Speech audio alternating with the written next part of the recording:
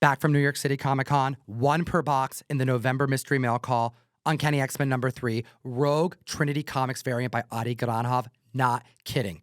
Link in the description, ComicTom101.com. Let's jump into the hottest comic books in the world. Over $50,000 this week in sales above the 12-month average. Let's jump into number 10. Vengeance of Bane #1, the first appearance, all because of a rumor. Live-action team-up between Deathstroke and Bane is causing an uptick of copies sold, moving this book from the trending list all the way to the hot 10. 9.6 up 37%, and 7 different 9.8 sold this week, the highest for 335, an increase of 14%. I can attest, I saw this book on dealers' walls all over that convention room floor. Not just this book, because I was set up as an exhibitor.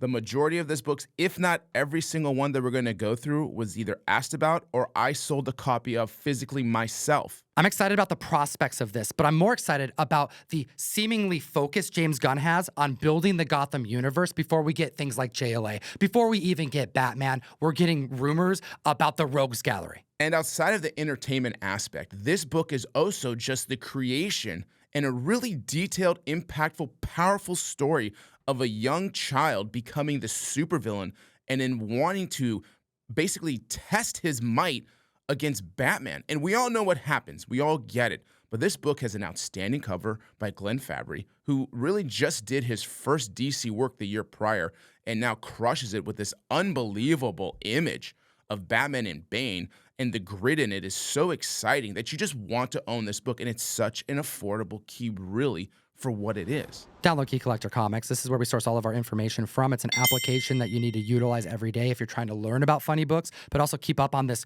rapidly moving marketplace, pricing, news that drops and moves books, but then also cataloging your own comics and keeping up with a suggested value of all of them, including the ones in your PC.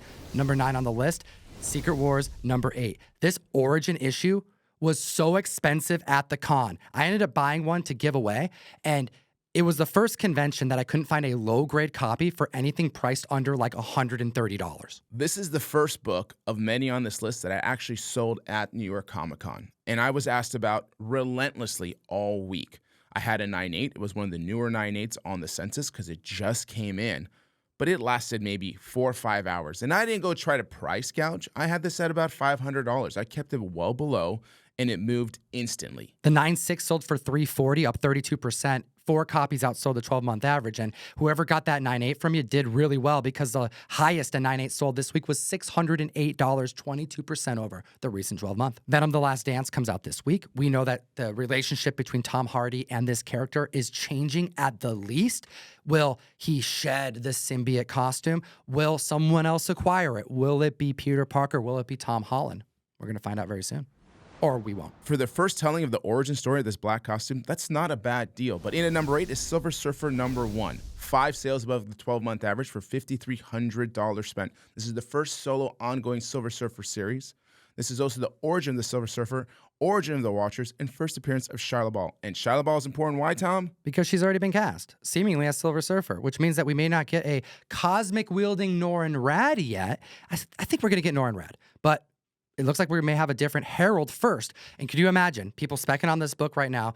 You get the first appearance of Shatilov. So you already have an investment here that you're making. But on top of that, if it's a slow burn and we find out in this movie, Fantastic Four, what have you, that Norrin Rad is now going to acquire that power cosmic, you get a whole nother round of spec that's going to take place. This book is on the rise, but it could go to the moon. And I seldomly say that. However you slice it, dice it, view it, or see it, this is a double key, potentially a triple key. We might not get the origin story that we're used to from the comics, but I would be shocked if we didn't get the Silver Surfer that we're used to in this movie at some point. The 1.8 up 1%, sold for $199. The 7.5 up 7% with a $1,408 sale. The 8.5 hit a year-high sale, up 24% for $2,850. Possibly one of the most iconic Todd McFarlane covers of all time, Incredible Hulk 340. Over $2,000 has traded hands, 7 sales above the recent 12-month average. Multiple variants, like homages, came out at New York City Comic Con, more than any other comic book that I saw on the con floor. And I brought my copy to have signed by him in person. It was the one that I thought of that you thought to bring. You broke it out. You're like, dude, you need to go and take this to Todd. This is the book to get something done with. The 5.0's up 1%, going for $103. The 9.6 sold for $475 on the high for an increase of 35%. And the newsstand 9.6 sold for $494, up 9%. 9 times on the Hot 10 list this year already. This is a perpetual key. This is not a blue chip book in my mind of what a blue chip is, but this will be an in-demand book 20 years down the road, 30 years down the road. It will always be something that people want because it's so iconic, to the point where we're seeing 3D models that Todd McFarlane is putting out of these books and others that he's done such great work on. It's the only surviving key that got a boost post-Deadpool Wolverine. I think it just is gasoline on a fire. It's well-deserved. In at number 6, Transformers #1. We just had the animated movie, which is actually coming to streaming this week. Haven't seen it yet, but cannot wait. We had 8 sales above the 12-month average for $1,650 on this book. We saw 7.0 hit a year-high sale, up 16% for $110. The newsstand 9.4 up 12%, and the 9.6 up 15% for $375 sale. The history of the series began with cartoons, into comic books, into unbelievable movies, and the comics are continuing to thrive off of those. Whether you think it's vice versa, comics first and then movies, I just feel like these films are keeping it legitimate. It's keeping it relevant to society and to culture, and I just don't see Transformers slowing down anytime soon. It's a good point. The movies are definitely coming out at a time in tandem with what's happening over at Image Comics. I mean, we have some of the most read comics bringing people into the comic book stores to keep up on titles throughout the Energon universe, Transformers, G.I. Joe, etc. And keep in mind, if you like what's going on in the comics with Transformers, in a short few weeks, November 13th, we got G.I. Joe #1, courtesy of Joshua Williamson. Don't want to miss out on that one. Number 5 on the list, Amazing Spider-Man 129. I was asked about this book in New York Comic Con, I can't even tell you how many times, and it was actually offered to me to purchase quite a few times, but people were not budging on their price, which is interesting because they see the value now and they see the value for the future, and they're not willing to let it go. But those who don't have it are really trying to pick one up right now. The first appearance of the Punisher, Frank Castle, and there was a teaser trailer for Daredevil Born Again coming out next year. Don't underestimate this show. From what I saw, which there's barely any footage online, we'll find what we can, it looks brutal. And the reveal, we got Karen Page, we got Foggy Nelson, we got freaking White Tiger. Vincent D'Onofrio as Kingpin looks terrifying, dude. Do not want to mess with this dude. But we also got John Bernthal, Punisher, looking grisly with that beard, pushing up the first appearance of Punisher on the list. Clearly, it has an impact. $18,000 in sales. We saw a 9.2 sold up 2% for a $3,120 sale. The 9.6 had a year-high sale up 21%. And the Mark Jewelers 7.0, with the first recorded sale, was for $2,400. What'd you think about the teaser trailer? Did you at least see images of the character? Did you see Muse? This thing is going to be very violent. Looking at number 4 on the list, Voltron #1 has just gone from the trending list all the way to the Hot 10. At number 4. 19 sales, $4,075, 5-year high sales.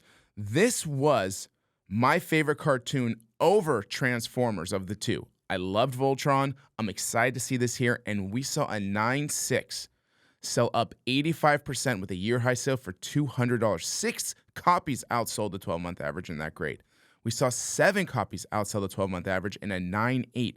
1 up 157% for a year-high sale of $625. The newsstand 9.8 sold for $765. That's up 36%. They're not talking about an animated movie here. They're talking about a live-action film with Henry Cavill tied to it, who's basically tied to every freaking project, apparently. But let's not forget, so is Daniel Quinn Toy, who's best known for... Well, he's not known for anything, but this is his first film, so I'm excited regardless because I want to see this happen. The next book on the list, I had friends hitting me up on the con floor to see if I can find it for them because they wanted to add it to their PC. Hell, they wanted the Omni to read it. They wanted issue #1 to start their collection because they want to collect all of it because it's Donny Cates, it's Ryan Stegman, it's Venom #3. The first appearance of Null, 14 sales above the recent 12-month average. After it wasn't on the Hot 10 last week, and now we're seeing over $2,000 worth of money's moved. It was almost $3,000, and this book was on everybody's wall this convention. It's make or break. It's time to move this book, and people were feeling that there as a dealers because they're not sure what's going to happen because you never know. But we got a new trailer. We got Andy Serkis potentially doing the voice for Null. But let's look at some of these numbers. The Stegman SDCC variant sold for $155 at a 9.8, up 8%. The third printing 9.8 sold for $369, up 9%, and 3 copies outsold the recent 12-month average. We've reported on Clear 60-plus 9.8 sales in the last few weeks alone since we got the reveal of Null. This week, a 9.8 sold at its height for $321. That was a year-high sale, and 12 copies outsold that recent 12-month average. The artist of Venom, Ryan Stegman, had this to say on Twitter this week. I just saw Venom, The Last Dance. It's wonderful. You guys are going to lose your minds. No, baby. This isn't going to be a flash in the pan. This is what the director had to say at New York City Comic Con. Best surmised as this is only the beginning of what the cinematic universe has in store for this character. I love that we're just seeing villains building upon villains to have all our mighty heroes fighting these epic battles against some of the most powerful people out there in the Marvel Universe. Let's check out number 2, Amazing Spider-Man number 50. Not the most powerful of villains, but man, one of the most important villains in Spidey's realm and Daredevil's. One of the most terrifying people. There's normal people in comics and in the Marvel Universe. We have the first appearance of the Kingpin. $8,400 in sales, 7 above the recent 12-month average. I want to know how you feel about this, because this is showing you that people are just throwing money down on whatever they can get. I mean, ASM 50, John Romita Sr., like, this is a major Spider-Man No More. Awesome key book for any PC. The spec just compiles people's interest in it. But you can get a 4.0. It sold for $710. That's a year-high sale. It's up 21%.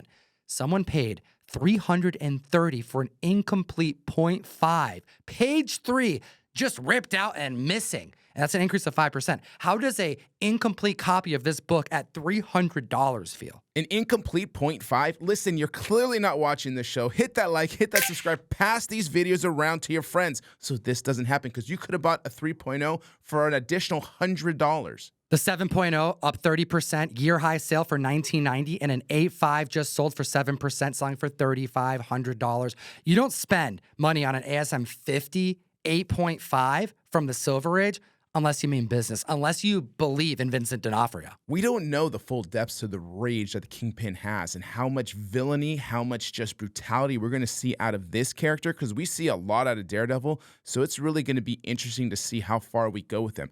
And with this book, ASM 50, it's a cool story. It really is. And Kingpin is just a minor piece in that. But it's a story about Spider-Man giving up. And then if you really want to get another cool book that's kind of a sleeper, maybe look into ASM 51. Unbelievable art and the first time Spider-Man and Kingpin battle. So if you're a collector, look at 51 as well and 50. But for Daredevil, this is why this book is rising right now, as it should be. Hit the like and subscribe. We cover hot books, trending books, just all things comic books, Golden Age books. They can follow you at Golden Age Guru over on Instagram. I also did a Todd McFarlane interview at New York City Comic Con. Thank you for all the support there. We're going to be posting that here on YouTube and on Insta. And let's talk about the #1 hottest book in the world. Could you believe it? For the first time ever, it's a DC book, and it's Green Lantern, and it's a dope as hell Green Lantern book. We're talking Neil Adams. We're talking Green Lantern 80-7. First appearance of John Stewart. I am so in love in seeing this book at #1. Right? Okay, like this is fantastic for the DC because the hype that James Gunn is bringing and the potential universe that hopefully is going to slowly build and build right is unbelievably exciting for all fans. A 3.5 sold for $252. That's up 8%. The 7.0 had a year-high sale, up 17% for $460. The 8.5 up 13%, and the 9.2 up 18% for $1,200. This is a tough book in high grade. This comes out at the turning of the Silver Age to the Bronze Age, which changed comics as we know it by one of the most powerful creative team-ups to have ever taken place in comic history. And we're getting a focus on characters that I think most people are going to underestimate, but James Gunn knows that. So what we're going to end up seeing is something that's more akin to a mature, something that you would find on HBO, like True Detective, which is what it's being compared to, with producers from that very show following Hal Jordan and Jon Stewart, let alone Aaron Pierre, who was cast as Jon Stewart, seemingly some of the most positive casting announcements I have seen to date coming out of the DCU. Do you own any of these books? Have you actually taken the time to read any? Comment down below, let us know. And as always, geek responsibly. Enough said.